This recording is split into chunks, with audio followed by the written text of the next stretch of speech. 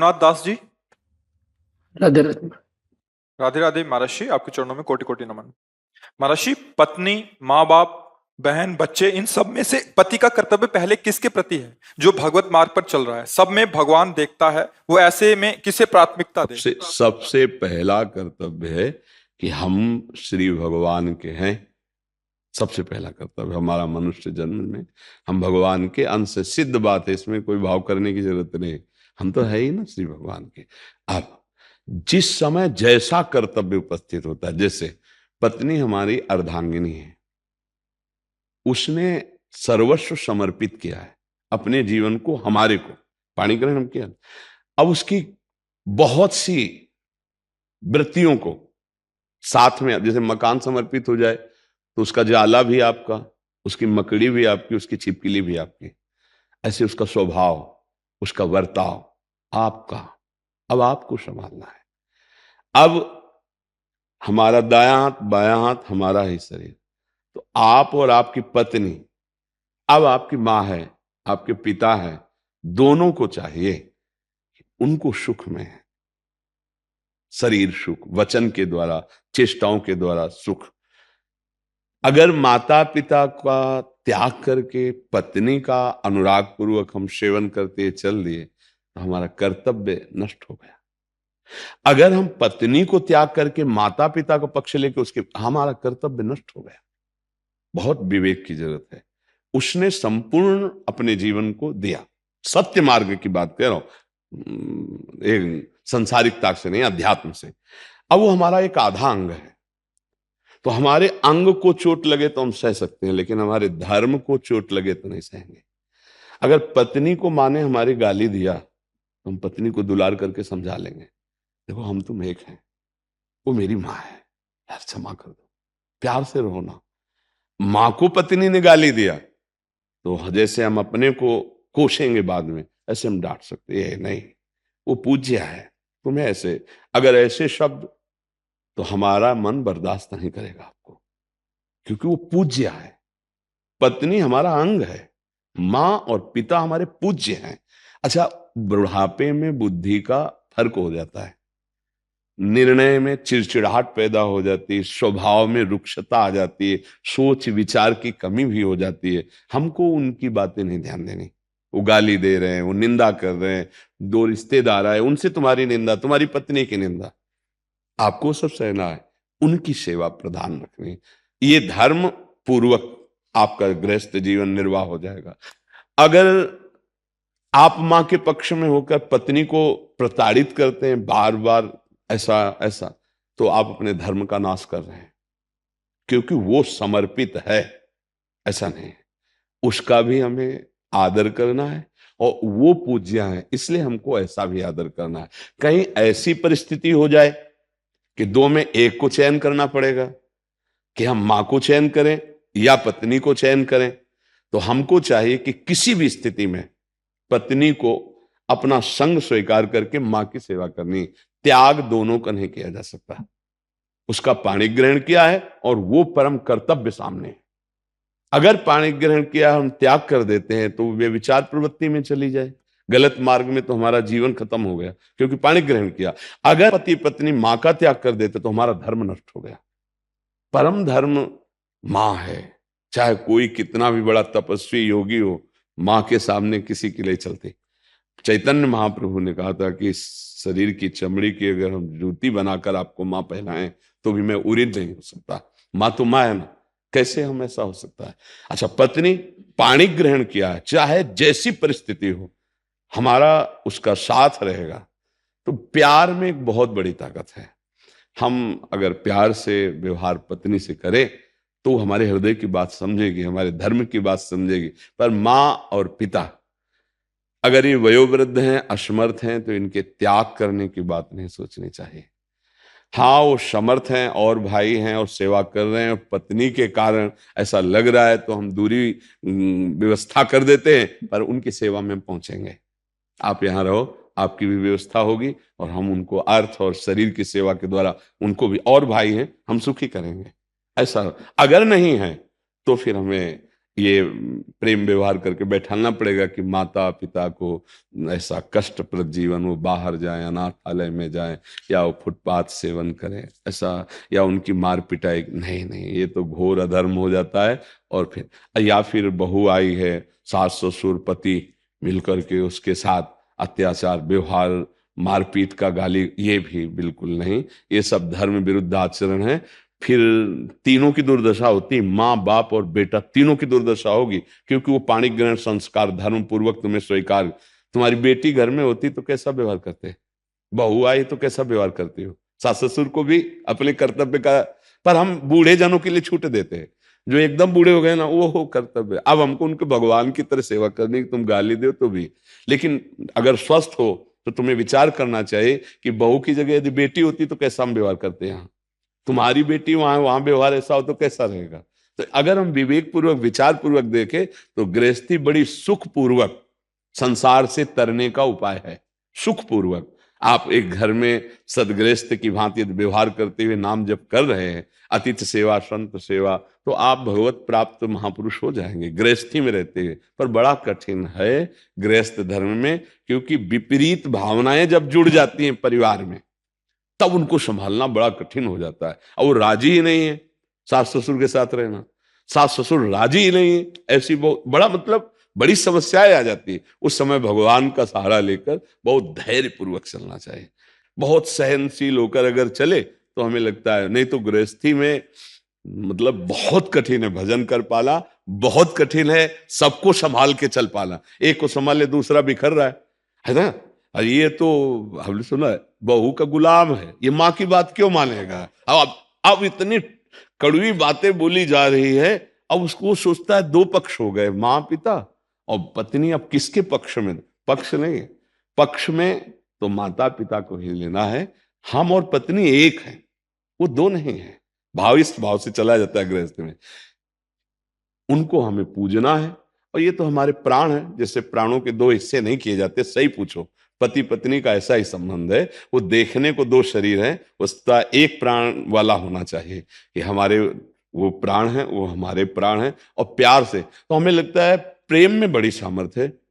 प्रेम की भाषा को समझाने के लिए कोई शास्त्र नहीं बने। देखो कुत्ता कुछ तो नहीं पढ़े ना, देखो ना पूछ डुलाने लगेगा, प्रेम भाषा को भी जानता है। छोटा बच्चा भी पैदा हुआ है, कुछ दिनों ऐसे करेला, वो किलकारियां मानने, मतलब प्रेम सब परिचय जानते हैं।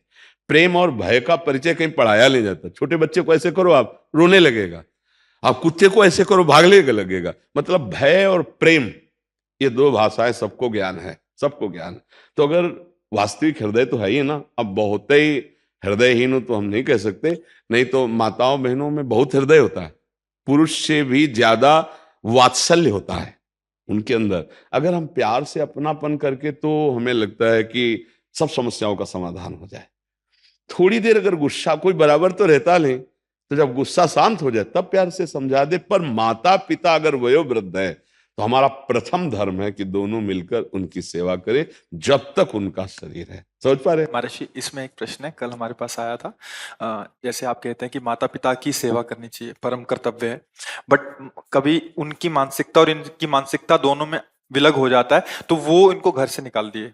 किनको? ये पति पत्नी को घर से निकाल दिए, कह रहे हम आपकी सेवा स्वीकार नहीं करेंगे। इस परिस्थिति में क्या वो ऐसे राजी रहे कि कभी जरूरत पड़ेगा कि हम, हाँ, वो हमें निकाल दिए हैं तो हम जाकर के जवान हैं, हम तब तक इंतजार करेंगे जब तक उन सुखपूर्वक हो रहे रहो आप, हम मेहनत कर लेंगे, आपने हमें जन्म दिया है, हम आपका अपमान नहीं करेंगे। वैसे तो जैसे बाबा की प्रॉपर्टी पर पिता का अधिकार हुआ, ऐसे पिता की प्रॉपर्टी पर पुत्र का स्वयमेव अधिकार है। पिता माता को ऐसा नहीं करना चाहिए। तुम अपनी कमाई से रोक सकते हो, लेकिन तुम अपने बाबा की कमाई से नहीं रोक सकते हो। जो प्रॉपर्टी वो कुल परंपरागत संतान को ही प्राप्त होती है।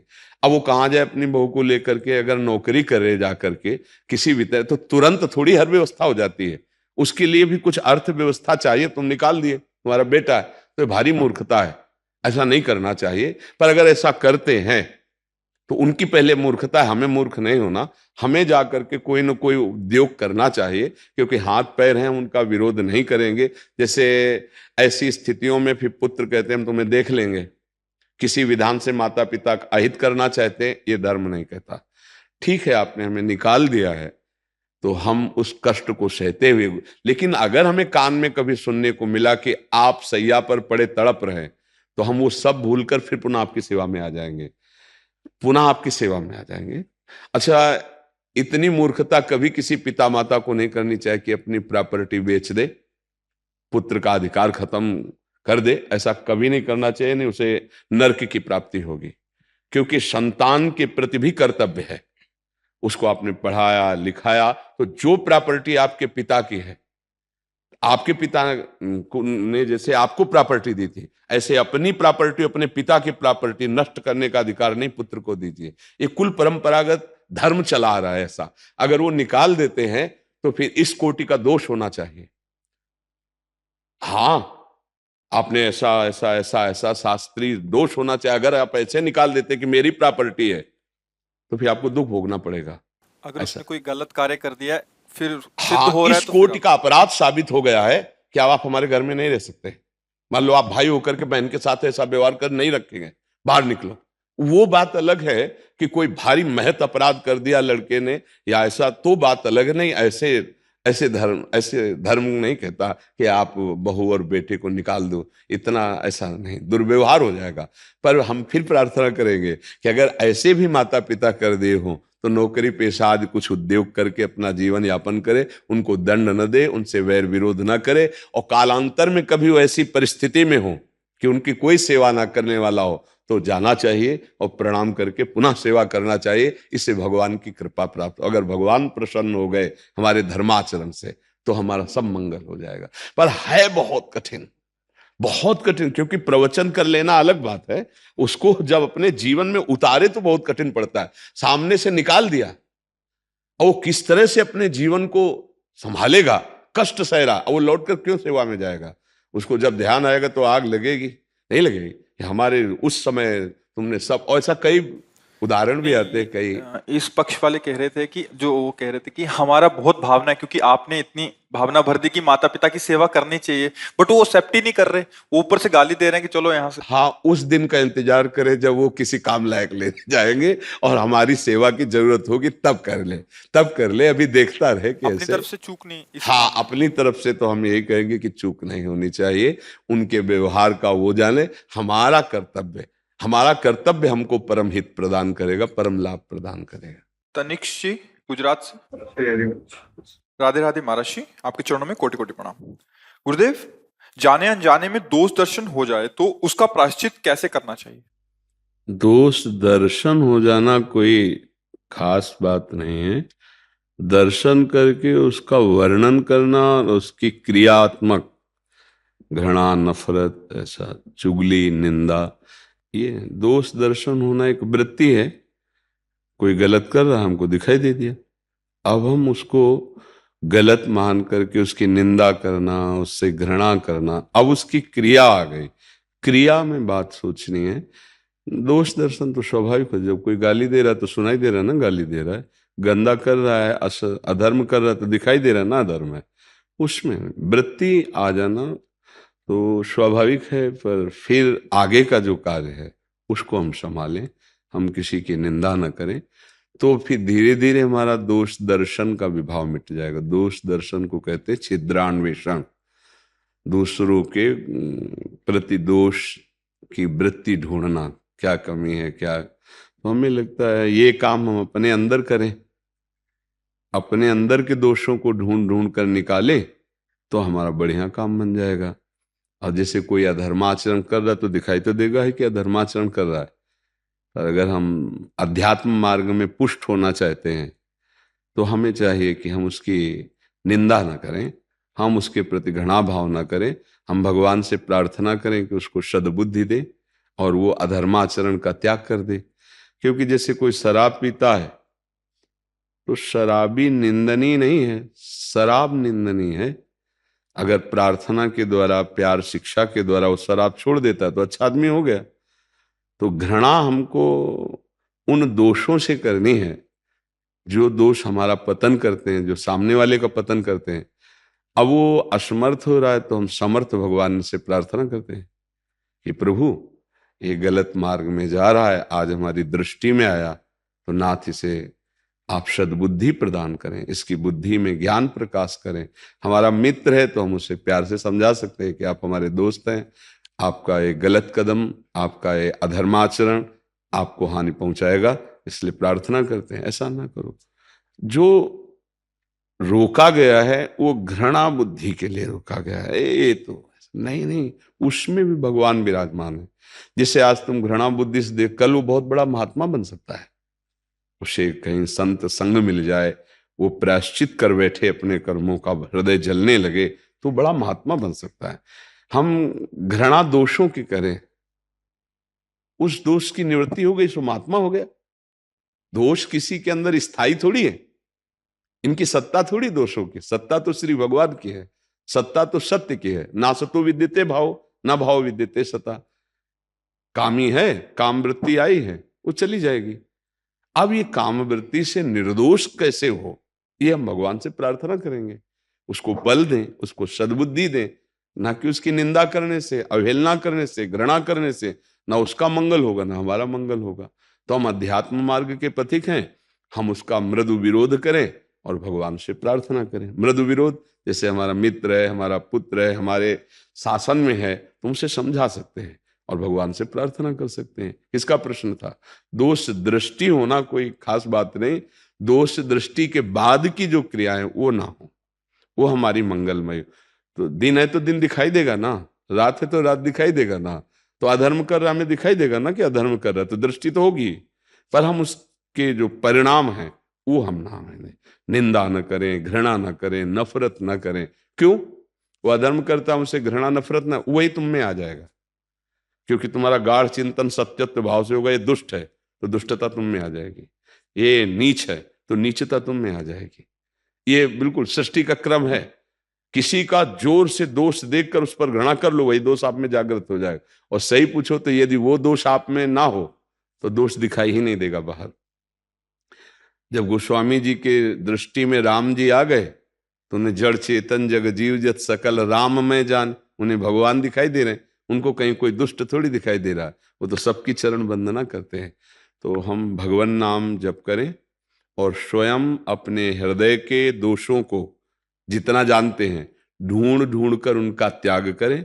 दूसरा कभी अगर हमारी दोष दृष्टि में आता है तो हम भगवान से प्रार्थना करें कि उसको इस दोष क्रिया से, दोष बुद्धि से बचा लें। नाथ आप सर्व सामर्थ्यशाली हो, मेरी दृष्टि में आया इसलिए मैं प्रार्थना करता हूं कि उसको सद्बुद्धि दें और मेरी दृष्टि को पावन करें। कोई दोष इसमें नहीं। गुरुदेव श्री, चिंतन जैसे अभी की दोष दर्शन हो गए तो उसके बाद उसी चीज का चिंतन चलता, ऐसा लगता है कि गलती हो गई मुझसे बहुत बड़ी। हाँ, तो चिंतन तो ना चले, इसीलिए हम कहते हैं राधा राधा जपो ना, मन हटा कर वहां लगा दिया। अच्छा, अब जैसे कोई गलत कर रहा है, चिंतन कर रहा है, अब उस समय उसकी बुद्धि माया से ग्रसित है। 3 गुण है माया के, सतोगुण, रजोगुण, तमोगुण। तीनों गुणों का अपना अपना प्रभाव है। अब वो साधक तो है नहीं, वो बेचारा 3 गुणों के प्रवाह में बहता चला जा रहा है। कहीं तमोगुण से हिंसा, क्रोध, नाना प्रकार के प्रमादी स्थितियों वाले कार्य, कहीं रजोगुण से भोग वासनाओं वाले सब क्रियाएं हो रही, कहीं सतोगुण से कोई भजन साधन, दया, धर्म, पुण्य, दान आदि कर्म, 3 गुणों से मायाकृत कर्म हो रहे हैं। अगर हम किसी की भी निंदा या किसी की स्तुति करते हैं तो हमारा गुण दोष पर सत्यत्व भाव हो जाएगा, हम भगवान को नहीं देख पाएंगे। और परमार्थ है सब में भगवान का दर्शन करना, सब में परमात्म तत्व का दर्शन करना। इसलिए कहा गया गुण दोष पर दृष्टि रहेगी तो प्रभु पर नहीं रहेगी, प्रभु पर दृष्टि रहेगी तो गुण दोष पे नहीं रहेगी। तो आपको देखना है कि पर्दे पे ये जो शुभ अशुभ क्रियाएं दिखाई दे रही हैं शरीर पे, ये तो त्रिगुण माया का खेल है, लेकिन अंदर हृदय में बैठे जो श्री भगवान है, हमको उनको देखना है। निर्दोष ब्रह्म सबके अंदर विराजमान है। ये मायाकृत कर्म कभी शुभ कभी अशुभ, कभी पापाचरण कभी पुण्याचरण यहाँ सृष्टि में दिखाई देंगे। कहीं हवन हो रहा है तो कहीं वध हो रहा है, कहीं ब्याह मंगल मनाया जा रहा है तो कहीं मरण का शोक मनाया जा रहा है, कहीं किसी का जन्म हो रहा है तो कहीं कोई मर रहा है। बड़ा विचित्र खेल सृष्टि का चल रहा है। हमको क्रियाओं पर ज्यादा ध्यान नहीं, कारण तत्व पर ध्यान देना। कारण तत्व भगवान है। जब सृष्टि नहीं थी तब भगवान, जब सृष्टि बनी तो श्री भगवान, जब सृष्टि नहीं रहेगी तो श्री भगवान, आदि मध्य अंत सब श्री भगवान। ये हम अध्यात्म में, ये हमें देखना है। तो जब हमारा चिंतन होने लगे कि आदमी बहुत गलत है, तुरंत उसको काटो। ये मायाकृत खेल है। उसके हृदय में बैठे हुए श्री भगवान, मुझे उनको देखना है। क्योंकि हमारी बुद्धि भी तो मायाकृत है ना, तो हमें माया से अतीत होना है, गुणों से अतीत होना, गुणातीत, मायातीत। तब हम परमानंद को प्राप्त होंगे। तो हम उस समय नाम चलाने लगे। मन बार बार चिंतन कर रहा है उसका, हम नाम राधा राधा राधा राधा, तो वो संस्कार हमारे अंदर नहीं बन पाएगा दोष का या द्वेष का। भगवान ने गीता जी में कहा, अद्वेष्टा सर्वभूतानाम, किसी भी प्राणी के प्रति दोष दर्शन नहीं और द्वेष नहीं।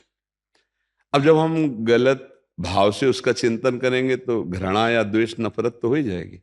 बहुत नीच, गंदा, हाँ ठीक है, आचरण तो उसने गंदे किए, लेकिन उसके हृदय में श्री भगवान विराज, हम उनको खत्म किए। आपके अंदर न द्वेष बन पाया, न घृणा बन पाई, न नफरत बन पाई। अब जैसे अपने शासन में है, जैसे पिता है, अब पुत्र के द्वारा ऐसा हो तो उसे समझाए, उसे दंड विधान के द्वारा उसको रोके। अब जैसे कोई बहुत अधर्माचरण करे तो कानून दंड विधान है, अपने आप कानून के द्वारा उसको दंड मिलेगा। कोई न कोई रिपोर्ट करेगा, वो पकड़ा जाएगा, वो उसकी सजा भोगेगा, उसको दंड मिलेगा। हमको क्या कर रहा है? हमको अपने को बचाना है, अपने विचारों को पवित्र रखना है, अपने आचरणों को पवित्र रखना है, हमको अपने अध्यात्म मार्ग को पुष्ट करना है। क्योंकि ये तो मायाकृत लीला हो रही है, इतना देखते देखते देखते पागल हो जाओगे। सब हो ही तो रहा है ना, कहीं अच्छा कहीं बुरा, कहीं अच्छा बुरा मिश्रित। हम क्या क्या देखेंगे? हम एक चीज देखते हैं, सब में हमारे प्रभु विराजमान। ये क्रूरा अपि पापिनो न च सताम संभास्य दृश्यास्ते सर्वान वस्तुतया निरीक्ष परम स्वाराध्य बुद्धिर मम, मम बुद्धिर। क्या? सब में मेरे आराध्य देव राधा वल्लभ लाल विराजमान हैं। किनमें? जो क्रूर हैं, पापी हैं, दुष्ट हैं, नीच हैं, दर्शन और संभाषण के योग्य भी नहीं, उनके हृदय में भी मेरे राधा वल्लभ लाल विराजमान है। ये हमारी साधना है, ये हमारी उपासना है। हमें ऐसे देखना है, बच जाएंगे हम किसी की निंदा स्तुति से बच। पर निंदा के किएते आवत नहीं कछु हाथ, मूर्ख पर्वत पाप को ले चल अपने साथ। जब हम दूसरे की निंदा करते हैं तो उसके पाप अपने सर पर ले लेते हैं, ना उसका भला कर पाते हैं, ना अपना भला कर पाते हैं। जब हम निंदा ना करके भगवान से प्रार्थना करेंगे या उसको समझाएंगे तो उसका भी मंगल हो सकता है और हमारा तो मंगल हो ही जाएगा। हम जब दूसरों का मंगल मनाते हैं तो पहले हमारा मंगल होता है, जब हम दूसरों का बुरा मनाते हैं तो पहले बुरा हमारा होता है। ये सृष्टि का विधान है जी। प्राची खंडेलवाल जी जयपुर से। राधा वल्लभ श्री हरि। गुरुदेव भगवान, आपके चरणों में कोटि कोटि प्रणाम। भगवान, मेरे मन में चिंता और अविश्वास का भाव समय समय पर आता है, जिसे मैं दूर करने का प्रयास भी करती हूँ, पर ये प्रकट होता रहता है। मैं किस प्रकार अपना विश्वास बढ़ा सकती हूँ? क्या मार्गदर्शन? नाम जब जैसे जैसे पाप नष्ट होगा तो हृदय में प्रकाश होता है ज्ञान का। हमें विश्वास कब होता है? जब हमारी अनुभूति में आवे कुछ ना। दूसरों की अनुभूतियां तो हम सुन रहे हैं, पर हमारी अनुभूति तो है नहीं, तो हमें विश्वास नहीं होता है। हमारी अनुभूति कैसे? तो अनुभूति करने वाले जो हमारे करण हैं, अंतःकरण, मन, बुद्धि, चित्त, अहम, ये मलिन हो चुके हैं। इनको निर्मल किया जाए तो हमारी अनुभूति होने लगेगी श्री भगवान है, ये अनुभव होने लगेगा। हमारी बात प्रभु सुन रहे हैं, उत्तर मिलने लगेगा। हमारी चाहत प्रभु देख रहे हैं, आपके सामने उसका परिणाम आने लगेगा। पर इसके लिए हमें पहले तप करना होगा। तप माने कष्ट सहना होगा। जो गंदी हमारे अंदर प्रेरणाएं होती हैं उनको सहना होगा। वो जलाती हैं, चुपचाप उस ताप को सह लो और नाम जप करो तो विश्वास जागृत हो जाएगा। विश्वास जागृत हुआ तो भगवत प्राप्ति दुर्लभ थोड़ी है। बिन विश्वास भगति नहीं, ते बिन द्रवहि न राम, राम कृपा बिनु सपन्यु, जीव न लह विश्राम। बिना भगवान की कृपा के स्वप्न में भी जीव को शांति नहीं मिल सकती। और भगवान की कृपा का अनुभव, भक्ति का अनुभव विश्वास से होता है। अब ये विश्वास बड़ा कीमती चीज है। भगवान पे विश्वास हो गया मतलब काम बन गया। तो मलिन अंतःकरण में संशय बना रहता है, निर्मल हृदय में विश्वास रहता है। तो हमें पहले सफाई करनी है। क्या? पहले गंदगी नहीं आने देना, और जो अंदर की गंदगी उसको साफ करना है। हमारे अंदर भगवान ने बुद्धि दी है, हमें पता है कि हम क्या गलत करते हैं। कोई नहीं कह सकता मुझे पता नहीं, क्योंकि तत्काल आपको आदेश होगा अंदर से गलत है और आप जलोगे तत्काल, क्योंकि भगवान सबके हृदय में बैठे। कोई नहीं कह सकता मुझे पता नहीं था कि गलत काम है। जो गंदी बात है, जो गंदे आचरण है, जो बुरी बात है, वो सबको पता है। अब जब जानबूझ करके बुरा कर रहे हो तो फिर पाप क्या होता है? आवरण होता है, वो सत्य को ढक देता है। सत्य को ढकने का मतलब जैसे सूर्य है, तो कोहरा सूर्य को नहीं ढकेगा, पर हमारे नेत्र ढक गए तो हमें लगता है सूर्य ढक गया। ऐसे ही पाप हमारे ज्ञान नेत्रों को ढक लेता है, विवेक को ढक देता है। अब हमारे को लगता है पता नहीं भगवान है भी कि नहीं। ये मलिन हृदय का लक्षण है, अविश्वास उत्पन्न हो जाना। तो हमें लगता है अगर हम नाम जप करें और बुरे आचरणों से बचें, पहले बचें और नाम जप करें, तो हमारा हृदय पवित्र होना शुरू हो जाएगा। अब जब नाम जप भी थोड़ा कर रहे हैं और गंदे आचरण भी कर रहे हैं, तो बहुत काल तक आपको कुछ अनुभव नहीं होगा, जब तक गंदे आचरणों पर विजय नहीं प्राप्त करोगे। तो नाम जप, अच्छे आचरण, तो धीरे धीरे सत्संग सुनने से, भगवान की कृपा से भगवान पर विश्वास हो जाए। किसका प्रश्न था? हाँ, आत्मविश्वास एवं परिजनों पे विश्वास की कमी होती है। आत्मविश्वास एवं परिजनों पर विश्वास की कमी हो जाती है, परिजनों पर विश्वास नहीं कर पाते। देखो देखो, जब हमारा विश्वास होता है ना, तो हमें कोई भी अविश्वासी नजर नहीं आता। और जब हम दृढ़ विश्वास करते हैं ना, तो हम आपको कहते हैं आज तक जीवन में कभी विश्वासघात नहीं हुआ। आज तक तुमसे कितने लोग मिलते हैं तुम जानो, लेकिन हमसे लाखों करोड़ों लोग मिल चुके बचपन से बाबा जी। कभी क्यों? क्योंकि हम किसी पर विश्वासघात कभी नहीं किए, तो हमारे साथ कभी विश्वासघात नहीं हुआ। आगे भगवान जाने, अभी तक की, आज तक की बात बता रहे हैं। आप सब बैठे हैं ना, हमारा विश्वास है कि हमारे प्रभु हमारे को दर्शन देने इतने रूपों में आए हैं। हमको आह्लाद होता है आपसे बात करके, आपसे मिलके। आपके जाने के बाद जब आप जाते हैं तो हमारा हृदय शांत और प्रसन्न होता है कि इतनी हमारी भगवत सेवा बन गई, इतने स्वरूपों में आए हुए जनों की सेवा बन गई। हम वाणी के द्वारा, दृष्टि के द्वारा इनको सबको सुख पहुंचाया। देखो, हमारी विश्वास की कमी है, इसलिए ये दोष उत्पन्न होता है। हमारा दृढ़ विश्वास हो, बस हमें अपने को सुधार, तो सब ठीक हो जाएगा। परिवार में, समाज में, राष्ट्र में जब हम सत्य रहेंगे, धर्म से रहेंगे, तो जो धोखेबाज कपटी है ना, वो भी आके सत्य और धर्म, कम से कम हमारे सामने तो इतना समझो, हमारे साथ, हमारे सामने कम से कम सत्य और धर्म से बैठेगा। इसके बाद जब फिर हवा लगेगी तो बात अलग है, और अगर रंग चढ़ गया तो आजीवन के लिए सत्य और धर्म से चल पड़ेगा। ये बात समझो। हमको अपनी कमी को दूरी करना है, हमको अपना हृदय मजबूत करना है। तो हम नाम जप करें, परिवार के सदस्यों के हृदय में भी श्री भगवान बैठे हैं, आप उन पर दृष्टि डालो। यही तो हम कहते हैं, हमारा अगर विचार भगवान से जुड़ा हुआ है तो हमें कोई परास्त नहीं कर सकता। यद्यपि विपरीतताएं आती हैं, क्या मीरा जी के जीवन में विपरीतता नहीं आई? या और भी महाभागवत संत जन, या जो स्त्री स्वरूप में संत जन हुए, क्या उनकी विपरीतता नहीं आई? प्रतिकूलताएं आती हैं, विपरीतताएं आती हैं, पर हम भगवत मार्ग के पथिक हैं। इन्हीं पर विजय प्राप्त करने के लिए तो हमारी महिमा है। अरे अनुकूलता में, जय जय में, नमस्कार में, प्रणाम में तो सब महान है।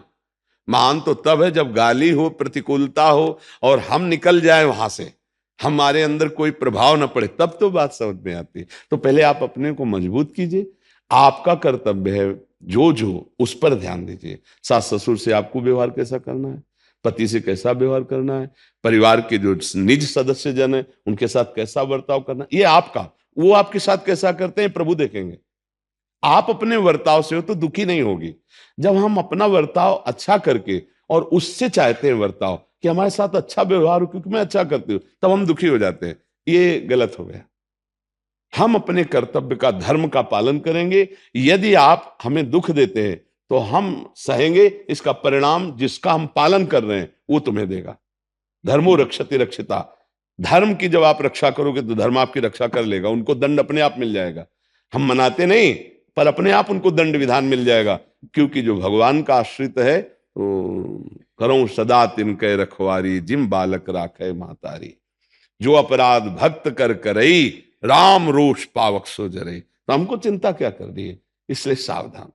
अगर हम ऐसी बाहरी व्यवहार वृत्ति में रहे तो कलह, अशांति, झगड़ा, तो वो गृहस्थी क्या रहेगी, वो तो बहुत दंड विधान वाला नरक समझ लो। जिस परिवार में कलह है, झगड़ा है, अशांति है, मारपीट, वो क्या जीवन है। अगर एक एक संभलना शुरू हो जाए तो समाज सुधर जाए। हम लोगों के मन में क्या रहता है, ये सुधर जाए, ये सुधर जाए, ये सुधर जाए, और ये सुधर जाए, ये कभी नहीं आता। अगर ये सुधर जाए आवे तो अपने आप सब ठीक हो जाए। हम अपने को संभाले, आप अपने को ठीक करो, आप अपने को ठीक करो, समाज ठीक होने लगी। पर हम लोग क्या करते हैं कि हम मनमानी कर सकते हैं लेकिन तुम मनमानी नहीं कर सकते हो, बस यही बिगाड़ हो जाता है। हम दूसरे को संभालना चाहते हैं, दूसरे को सत्य पे, दूसरे को धर्म में हो, हम स्वयं नहीं, तो ये बात बिगड़ जाती। हम अपने धर्म का पालन करें तो निश्चित हम सुखी होंगे और हमारा प्रभाव पड़ेगा। एक न एक दिन जितने भी भक्तों से विरोध किए सब चरणों में पड़े हैं, इतिहास साक्षी, पढ़ करके देख लो। उनको झुकना पड़ा है, वो नम्र हुए हैं, उनका प्रभाव पड़ता है।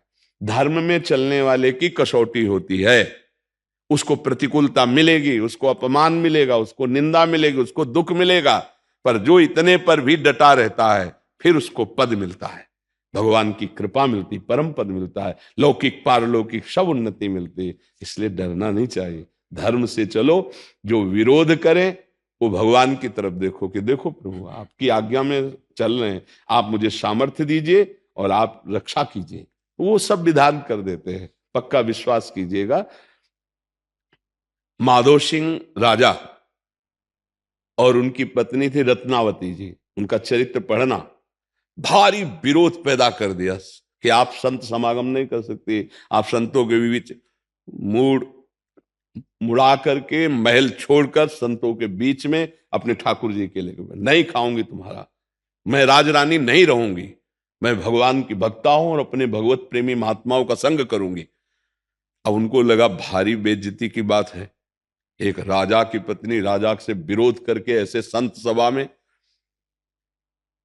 मंत्रियों से विचार किया कैसे मारा जाए, तो उनका अगर आप किसी और तरीके से मारते हैं तो आपकी निंदा होगी, प्रजा आपके खिलाफ हो जाएगी।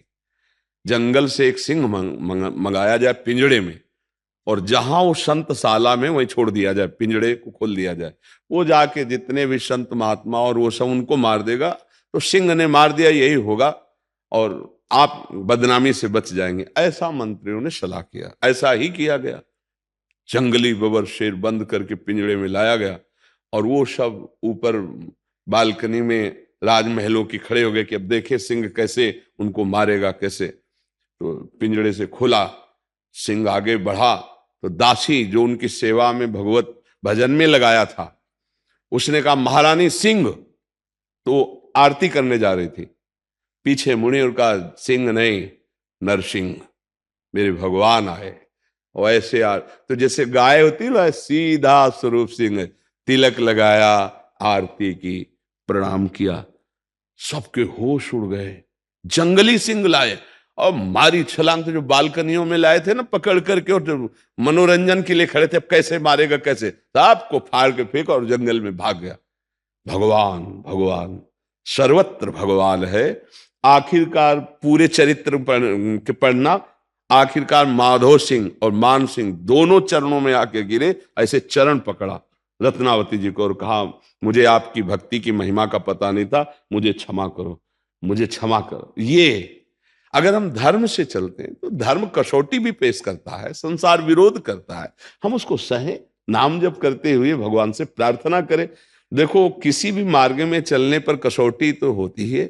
अब जैसे आप किसी भी नौकरी में जाएं तो उसके हिसाब से उसके प्रश्न होते हैं, उनको पास कर लो, आप उस पद में पहुंच जाओ। भाई अगर टीचर बनना है तो इतना पढ़ा लिखा होना चाहिए, इतना ऐसे ऐसे उसकी ट्रेनिंग होती, तो ये परम पद है।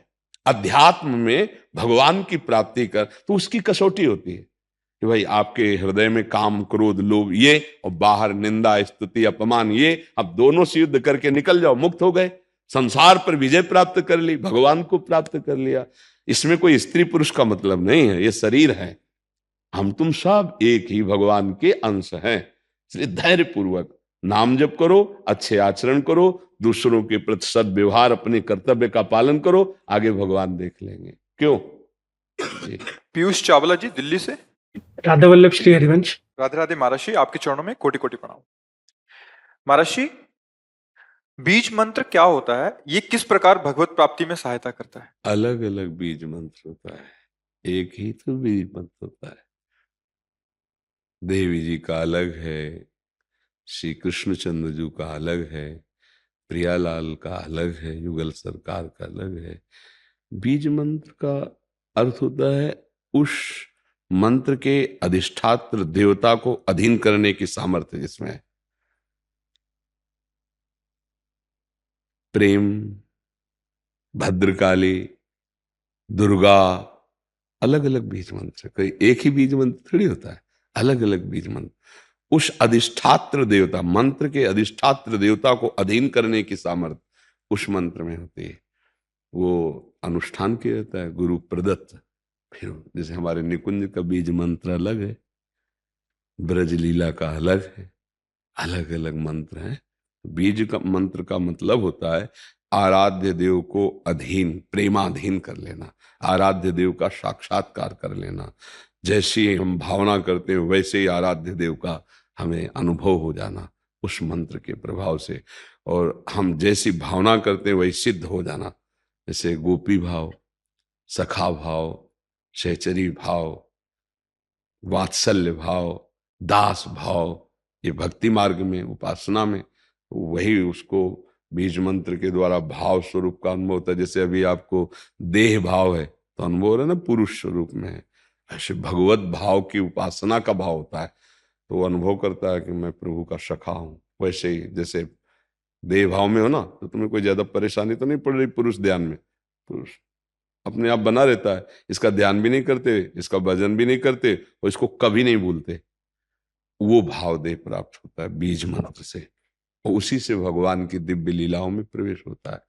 तो गुरु प्रदत्त, मन माने नहीं कि जैसे ऐसे मन ग्रंथ उठाया और उससे उन्हें गुरु प्रदत्त, गुरु आदेशानुसार कैसे उसका अनुष्ठान किया जाए, जैसा वो आदेश करते हैं वैसे जब हम अनुष्ठान करते हैं तो हमें स्वरूप बोध हो जाता है, स्वरूप की प्राप्ति, और लक्ष्य बोध हो जाता है। जैसे प्रियालाल तो उनका साक्षात्कार, उनकी लीला में प्रवेश, ये बीज मंत्र का प्रभाव। समझ रहे हैं आप? आदित्य जी केरला से। राधे राधे। राधे राधे महाराज जी। महाराज जी, मोक्ष और वृंदावन आश्रित परम पद में क्या अंतर है? जैसे तरंग जल में मिल गई, मोक्ष हो गया। अटखेलियां कर रही है समुद्र में ही, समुद्र में ही अटखेलियां कर रही है, उसका नाम तरंग है वही समुद्र। वायु विकार हटा, वो जल में लीन हो गई, ये मोक्ष है, वो समुद्र हो गई। एक बोरा चीनी का, उसमें 2 चींटे लगे हुए थे, तो एक चींटा चीनी के साथ कड़ाह में औंट दिया गया, वो हो गई चीनी, ये हुआ मोक्ष। और एक चींटा बोरा में लगा हुआ आनंद ले रहा है चीनी का, दोनों में कौन से श्रेष्ठ है? स्वाद किसको विशेष मिल रहा है? ध्यान दे के देखिए तो आपको इस चींटे को जो स्वाद ले रहा है वो तो चीनी बन गया, चीनी ही बन गया। मोक्ष का मतलब है ब्रह्म स्वरूप में, और भक्त का मतलब वृंदावन प्रेम रस, जो अपने को भूलकर अपने प्यारे की याद में, उनके चिंतन में, उनकी सेवा में, प्रेम में मतवाला घूम रहा है। गदगद सुर नैना सजल दंपति रस रहे भीन, प्यारी जू हा लाड़ लिए, हा करुणा में प्रभु पुकारता आनंद मगन होकर डोला। ये बाहरी आंतरिक अपने भाव दे से हर समय उनकी सेवा में, उनके समीप। शरीर छूटा, अपने घर पहुंच गया। हमारा घर वृंदावन, हमारे घर वाले प्रिया प्रीतम और समस्त सखियां उन्हीं के बीच। आए मिले परिवार आपने, हरि हंस कंठ लगायो, भाग बड़ो वृंदावन पायो। मिले वही, एक उन्हीं में मिल गया एकदम, अब वो तो अस्तित्व ही खत्म हो गया, और एक है उनके संग रहकर उनका प्रेम रसास्वादन करना, रूप, उनकी लीला, उनकी केली विलास, उनके गुण, उनकी महिमा, वो वहीं रहकर आनंद ले रहा है। ये है प्रेम वृंदावन का परम पद, और वो है मोक्ष, कैवल्य मोक्ष। नाम रूप सत्ता सब खत्म, लीन। समझ गए? ये है। इसीलिए भक्तजन कहते हैं मोक्ष नहीं चाहिए मुझे। नहीं, देखो भरत जी वहां कह रहे हैं, अर्थ न धर्म न काम रुचि, गति न चहो निर्वाण। निर्वाण यही मोक्ष पद। जन्म जन्म रति राम पद, यह वरदान नाम। बार बार जन्म हो लेकिन प्रभु का प्रेमी बनकर जन्म।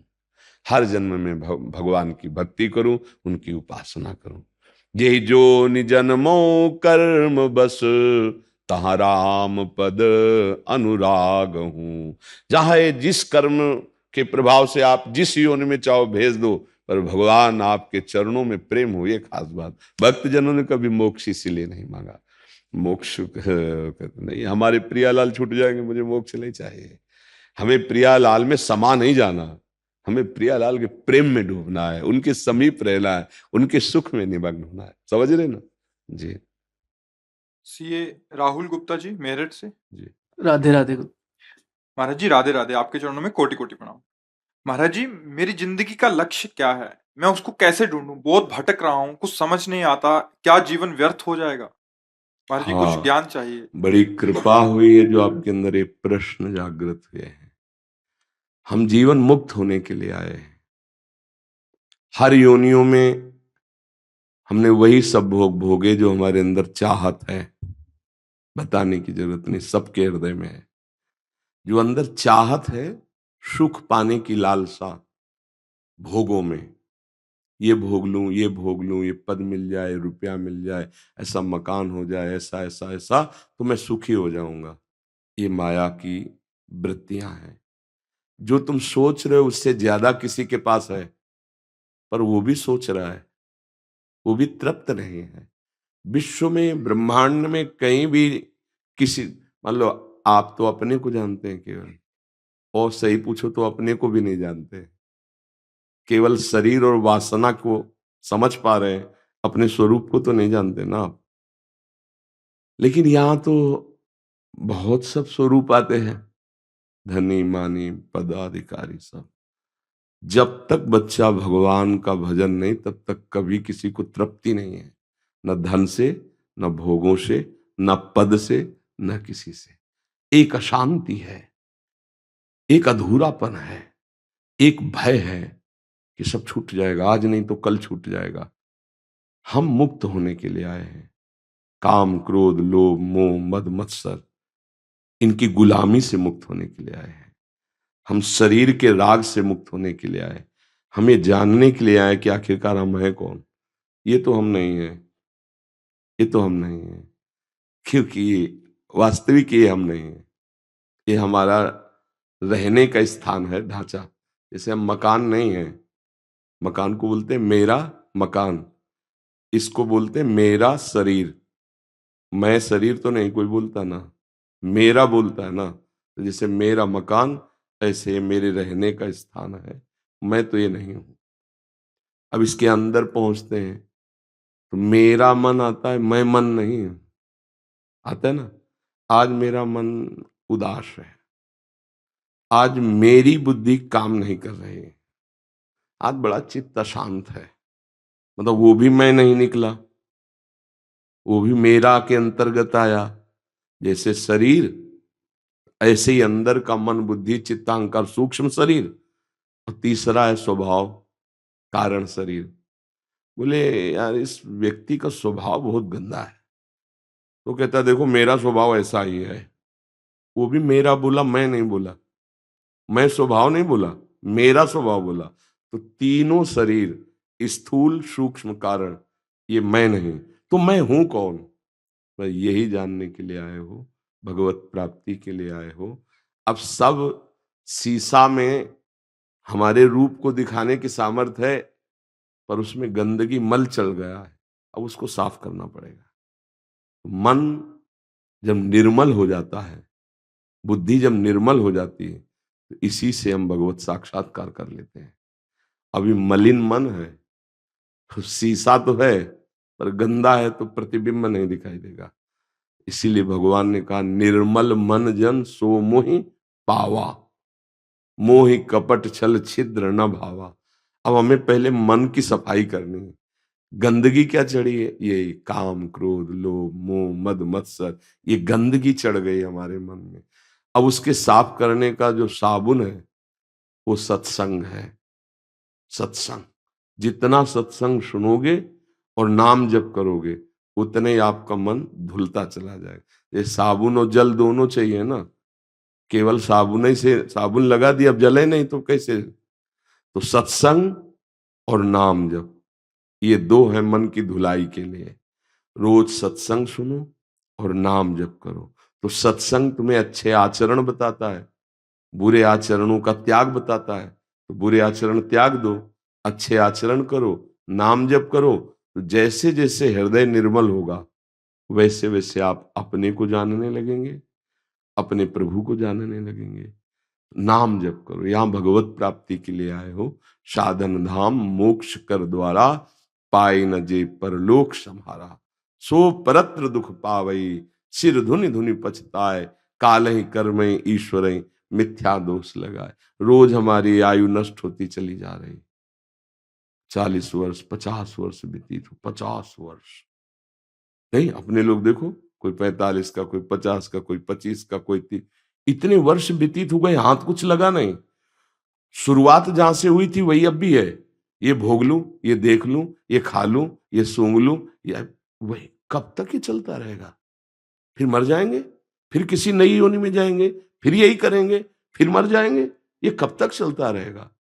ये रोकने आए हैं हम, इस क्रम को रोकने आए हैं, जन्म मरण के चक्र को रोकने आए। पुनरपि जननम पुनरपि मरणम पुनरपि जननी जठरे शयनम, इसको रोकने आए हैं। कैसे रुकेगा? सत्संग और नाम जप।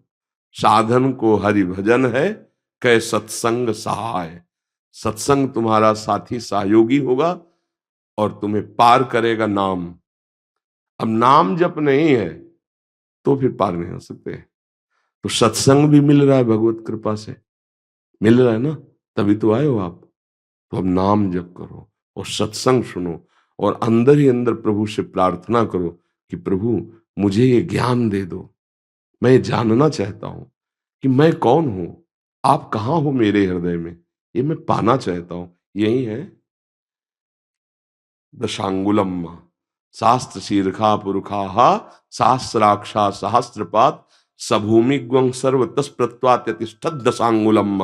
देखो यहां से नापो, 4 4 8 और 2, ये दशांगुलम। नाभि से हृदय, इसे कहते हैं हृदय। यहां भगवान का वास है। वो ऑपरेशन करके देख लो, बिल्कुल नहीं दिखाई देंगे। आया, अल्ट्रासाउंड कर लो, सीटी स्कैन कर लो, एक्सरा कर लो। इन प्राकृतिक यंत्रों में ताकत ही नहीं उस अविनाशी को पकड़ने की। तभी तो हम कहते हैं कि चाहे जितना विज्ञान बढ़ गया हो, मन का आज तक अल्ट्रासाउंड कोई कर ही नहीं सकता। मन का, परमात्मा का तो जाने दो, जीवात्मा का जाने दो। मन है ना सबके, दिखावे कि देखो ये मन चल रहा है, कहीं नहीं। स्थूल ढांचे का कर सकते हो, पांच भौतिक स्थूल ढांचे का, इसके आगे नहीं। तो इसके आगे जो होता है वो योग से होता है। नाम जप करो, नाम बहुत बड़ा योग है। नाम जप करो, सत्संग सुनो, अच्छे आचरण करो, बुरे आचरणों का त्याग करो, आगे का रास्ता दिखाई देने लगेगा। ठीक है। राधा राधा राधा राधा राधा राधा राधा राधा राधा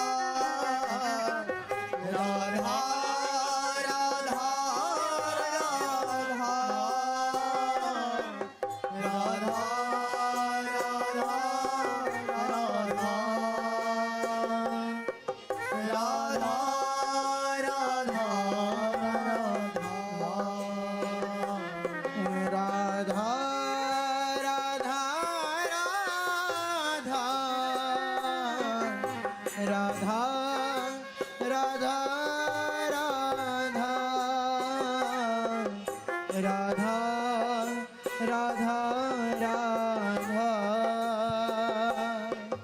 राधा राधा राधा राधा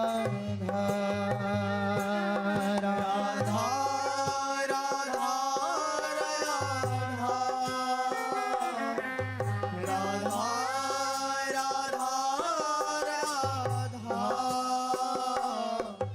राधा